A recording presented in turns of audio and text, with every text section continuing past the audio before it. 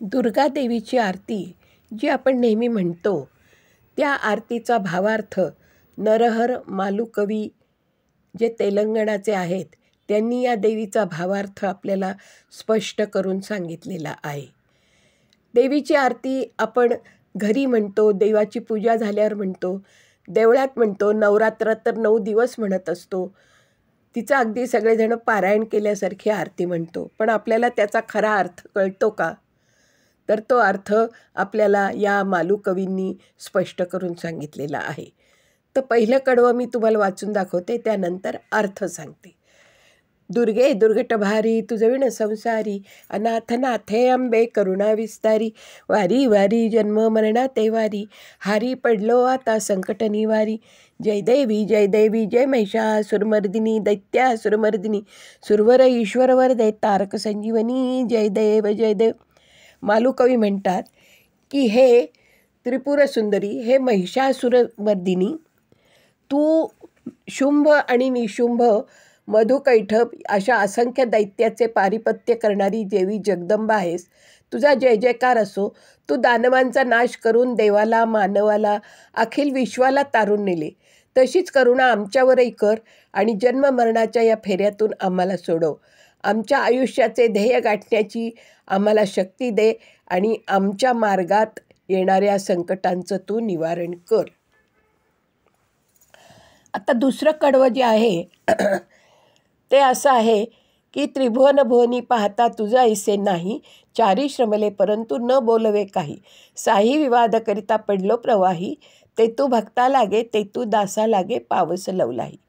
हे त्रिपुर सुंदरी, तुझ्या अलौकिक तेजावर भाळून खुद्द असुराला तुझ्याशी विवाह करण्याचा मोह आवरला नाही. मात्र तू केवळ स्तुतीवर भाळणारी नाहीस, तर तू शौर्याला, पराक्रमाला मानणारी आहे. तू दैत्यांना युद्धात पराजित करण्याचं आव्हान दिलं. त्यांनी तुझ्या स्त्रीत्वाला कमी लेखण्याची चूक केली आणि आपल्याच सर्वनाश आपल्या हाताने ओढवून घेतला.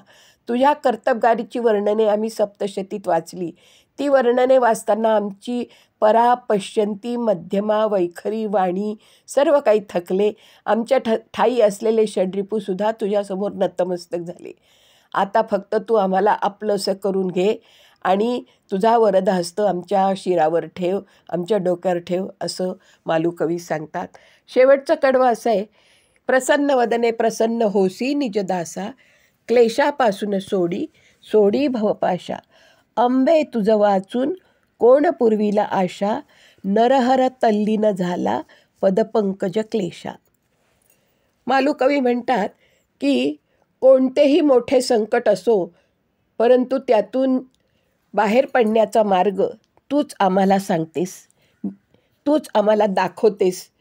तर समस्त विश्वाची तू जननी आहेस. तुझ्या नुसत्या सुदर्शनाने भक्तांना केवढा तरी दिलासा मिळतो. तू सोबत आहे ही खात्री आहे असली की संकटे, दुःख, क्लेश यांना आयुष्यात थारा राहत नाही.